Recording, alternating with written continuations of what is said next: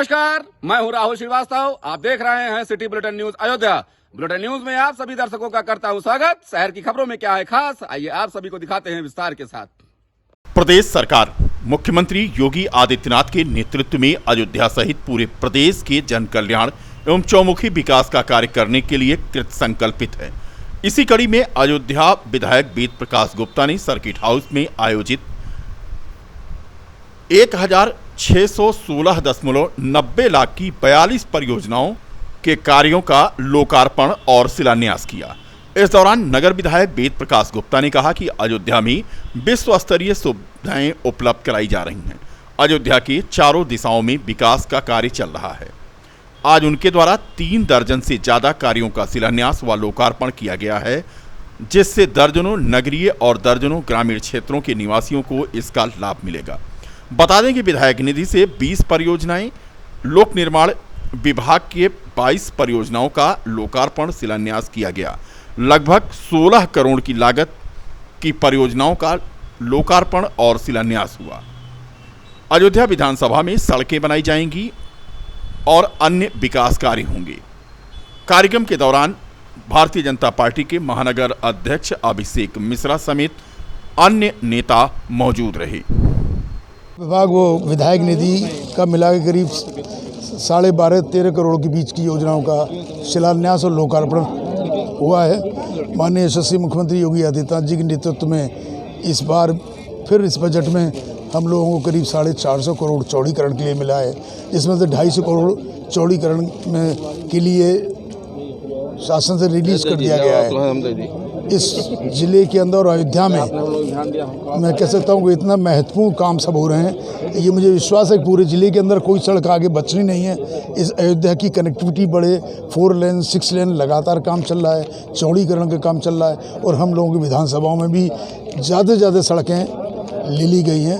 और मैं कह सकता हूँ अगले 2 वर्ष के अंदर हमारी अयोध्या विधानसभा में कोई भी सड़क कच्ची या टूटी फूटी नहीं रहेगी। सब सड़कों का DPR बन रहा है, प्रस्ताव चला गया है और जो प्रस्ताव चला गया है वो सैंक्शन हो गया, उस पर काम शुरू होने जा रहा है। किसको देंगे इसमें अपना?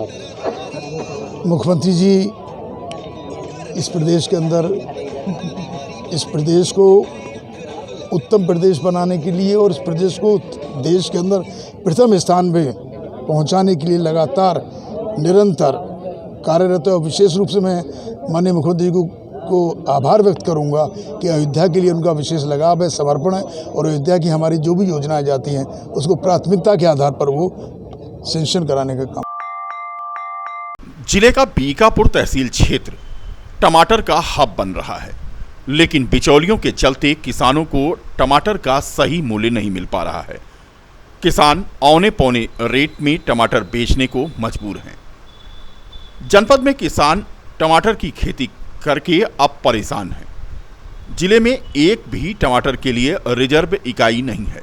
बिचौलियों को कम दाम में जहां टमाटर बेचने को वह मजबूर हैं, वहीं बीकापुर क्षेत्र में बड़ी संख्या में बिचौलिए होने से किसान सस्ते में भी टमाटर बेचने के लिए विवश हैं। जनपद के बीकापुर क्षेत्र में बता दें कि बड़े पैमाने पर टमाटर की खेती इन दिनों हो रही है। नेपाल तक टमाटर की किसान सप्लाई कर रहे हैं, लेकिन स्थिति ये है कि उन्हें टमाटर का सही मूल्य नहीं मिल पा रहा है। फिलहाल अच्छे मौसम और अच्छे माहौल में टमाटर की रिकॉर्ड पैदावार करके अच्छे मुनाफे का सपना सजोने वाला किसान इन दिनों परेशान है। उसकी मेहनत तो रंग लाई क्योंकि पैदावार जमकर हुई, लेकिन दलालों की भारी भरकम फौज किसानों के उत्पादन पर डकैती डालने के लिए यहां पहुंच गई है। रिकॉर्ड टमाटर उत्पादन होने के बाद टमाटो हब बन गया है बीकापुर क्षेत्र, लेकिन किसान अपने उत्पादन के उचित मूल्य को पाने के लिए दर दर की ठोकरें खाने को विवश है। काम हो जाती है, रेट का कोई पता नहीं रहता। सुबह कहते हैं कि टमाटर बिकना ही रहा है और उसके बाद इतनी गाड़ियां आती है, अपना मनमानी बेचते हैं। किसान को रेट का पता नहीं रहता है। सुबह कुछ कहते हैं, शाम को कुछ कहते हैं, पेमेंट कुछ मिलता है। कौन कहता है? दलाल द्वारा इतना मतलब धांधली हो रही है। किसान तो मर रहा है इसी में। अब 40 रुपया, 50 रुपया, 60 रुपया बता रहे। कोई 40 खरीद रहा, 50 खरीद रहा, 60 खरीद रहा है। अब इसमें किसान क्या करे? मजदूरी 10 रुपया 15 रुपया कर देना पड़ता है। खुद किसान अपना ना करे तो कुछ बचा नहीं सकता है। तो 5 बीघा लमसम है। क्या नाम है? मस्तराम वर्मा। अयोध्या में भारतीय किसान यूनियन का आज जोरदार प्रदर्शन हुआ। समस्याओं का निस्तारण न होने पर किसानों ने चिता बनाई। आत्मदाह करने की जब घोषणा की तो जिला प्रशासन के होश उड़ गए।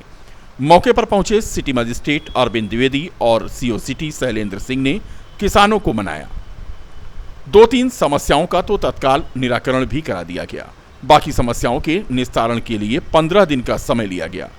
भारतीय किसान यूनियन के नेताओं ने चेतावनी दी कि समस्याओं का अगर निस्तारण नहीं हुआ तो आज जिन अधिकारियों ने आश्वासन दिया है उन्हीं अधिकारियों के कार्यालयों पर वह ताला लगाएंगे और फिर करेंगे धरना प्रदर्शन।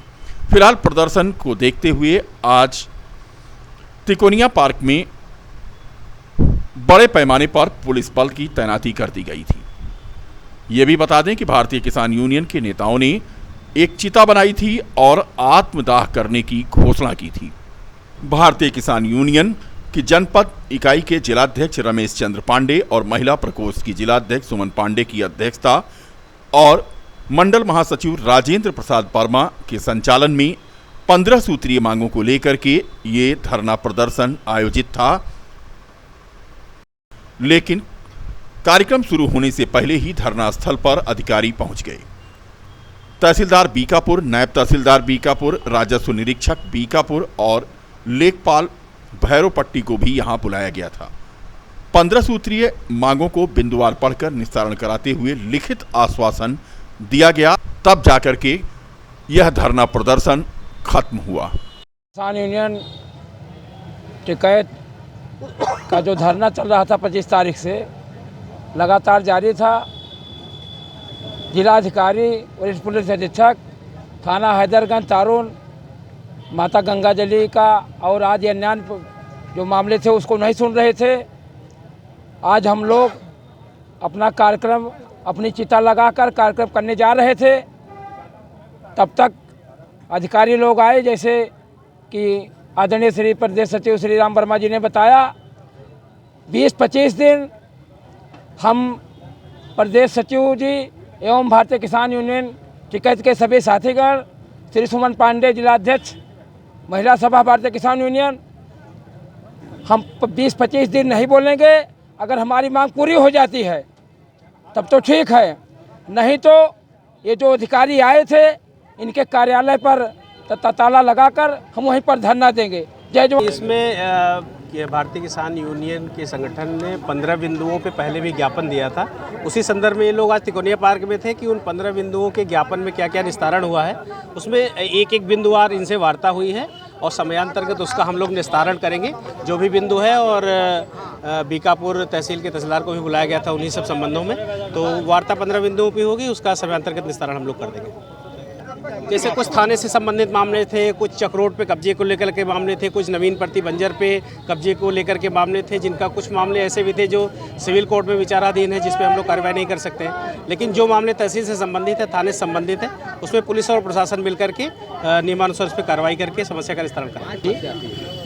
आज अभी कम से कम 2-3 बिंदुओं पे वार्ता हुई, जिसका डिस्पोजल 2-3 दिन के अंदर हो जाएगा। और भी कई बिंदु हैं जिसके लिए समय लिया गया है कि 15 दिन में, किसी में 20 दिन में उस पर कार्रवाई करके समस्या का निस्तारण होगा। अयोध्या में द डिवाइन चैरिटेबल ट्रस्ट और ब्रेनो ब्रेन संस्था द्वारा होली मिलन और महिला दिवस का कार्यक्रम एक स्थानीय गेस्ट हाउस में आयोजित किया गया, जिसमें मुख्य अतिथि के रूप में डॉक्टर मंजू सुल्तानी, अनूप, हर्षित शिखा द्विवेदी, शिवेंद्र, सीपी श्रीवास्तव और विनोद शामिल हुए। कार्यक्रम का शुभारंभ करने के बाद कार्यक्रम को संबोधित करते हुए द डिवाइन चैरिटेबल ट्रस्ट और ब्रेनो ब्रेन संस्था द्वारा बच्चों को पुरस्कृत किया गया। कार्यक्रम में ट्रस्ट की अध्यक्ष रेखा राजपाल ने बताया कि ट्रस्ट द्वारा दिव्यांग बच्चों को एडॉप्ट किया गया है, जिनको ट्रस्ट द्वारा रहने और खाने की पूरी सुविधा दी जाएगी। इसके साथ साथ उनकी शिक्षा की पूरी जिम्मेदारी भी ट्रस्ट की होगी। विशेष पुरस्कार में एक बच्ची तनु, जो कि हाई स्कूल की परीक्षा में 87% मार्क लाकर पास हुई थी, उसको पुरस्कृत किया गया। संस्था ने इन बच्चों के उज्जवल भविष्य के लिए शुभकामनाएं देते हुए साथ ही साथ ब्रेनो ब्रेन इंटरनेशनल संस्था के कंपटीशन में विजयी बच्चों को क्रमशः गोल्ड, सिल्वर पुरस्कार दिया गया।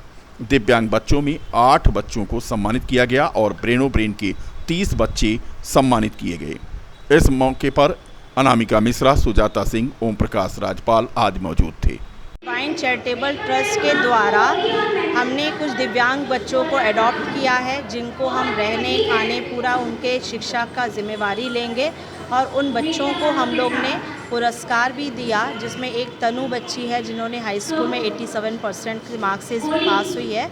तो इन बच्चों के उज्ज्वल भविष्य के लिए हम उन्हें शुभकामनाएं दी और साथ ही साथ ब्रेनो ब्रेन इंटरनेशनल कंपटीशन के बच्चे जिसमें चैंपियन, गोल्ड, सिल्वर बच्चे आए, उनका भी पुरस्कार वितरण समारोह किया गया। यहाँ पर दिव्यांग बच्चे 8 बच्चों को सम्मानित किया गया और ब्रेनो ब्रेन के 30 बच्चों को सम्मानित किया गया। और यहाँ पर होली मिलन है, महिला दिवस है और इन्हीं प्रोग्राम के साथ साथ हमारे चीफ गेस्ट हैं, जिसमें doctor Manju Sultani ma'am, Gayatri public school की principal, Anoop ji, the divine world coaching centre के Harshit sir, Vineet sir, Brainobrain की head Rekha ma'am, Sonia ma'am, सभी गेस्ट ने मिलकर इस ट्रस्ट को आगे बढ़ाने के लिए बहुत सहयोग किया है। मैं द डिवाइन चैरिटेबल ट्रस्ट की अध्यक्ष हूँ और मेरा नाम रेखा राजपाल है। शहादतगंज ओवर ब्रिज के नीचे यातायात पुलिस ने सघन वाहन चेकिंग अभियान चलाया। टीएसआई परशुराम प्रसाद की टीम ने यहां पर 2 पहिया वाहनों तथा ई रिक्शा के साथ साथ 4 पहिया वाहन जो बिना सीट बेल्ट के चल रहे थे, उन पर कार्रवाई करते हुए कुल 20 से अधिक वाहनों का चालान कर दिया। बता दें कि बिना हेलमेट लगाकर चल रहे लोगों का भी चालान पुलिस के द्वारा किया गया। इस दौरान कुछ लोग हेलमेट गाड़ी पर टांग कर चलते नजर आए। उनको यातायात पुलिस ने हिदायत दी कि हेलमेट लगाकर चलें। ईयरफोन, मोबाइल फोन से बात करने वालों का भी यातायात की टीम के द्वारा यहां पर चालान किया गया। जिला अस्पताल में जल्द ही सीटी स्कैन की सुविधा शुरू हो जाएगी। बता दें कि 6 साल के बाद मरीजों की मांग पूरी होगी। ये भी जानकारी दे दें कि 2017 से जिला अस्पताल की मशीन खराब है। जिला अस्पताल में मशीन के इंस्टॉलेशन का काम चल रहा है। पीपीपी मॉडल के तहत डायग्नोस्टिक कंपनी क्रेस्ना की ओर से सीटी स्कैन मशीन की यूनिट जिला अस्पताल में स्थापित की जा रही है। बता दें कि जिला अस्पताल में सीटी स्कैन मशीन न होने की वजह से अधिकांश मरीजों को सीटी स्कैन कराने के लिए दर्शन नगर मेडिकल कॉलेज तक दौड़ लगानी पड़ रही थी या फिर प्राइवेट जांच केंद्रों पर मनमानी फीस देकर के सीटी स्कैन कराने के लिए मरीज मजबूर थे। लेकिन अब जिला अस्पताल में जल्द ही सीटी स्कैन की सुविधा उपलब्ध हो जाएगी।